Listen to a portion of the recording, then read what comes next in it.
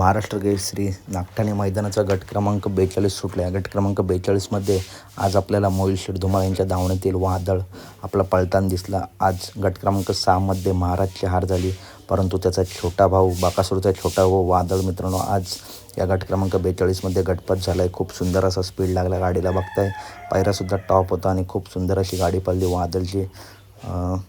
आणि या गट क्रमांक 42मध्ये नागठाणेच्या या गाडीने गटपास केला आहे. वादळ आज डावीने झोपला होता, दोन्ही खांदे फिट पळतो वादळ आणि खरोखर खूप सुंदर असा स्पीड लागला गाडीला.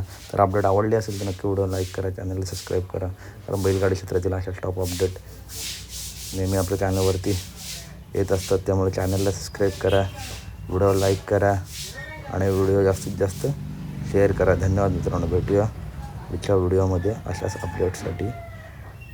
चॅनलला सबस्क्राईब करून ठेवा, व्हिडिओ लाईक करून ठेवा. धन्यवाद मित्रांनो. भेटूया पुढच्या व्हिडिओ.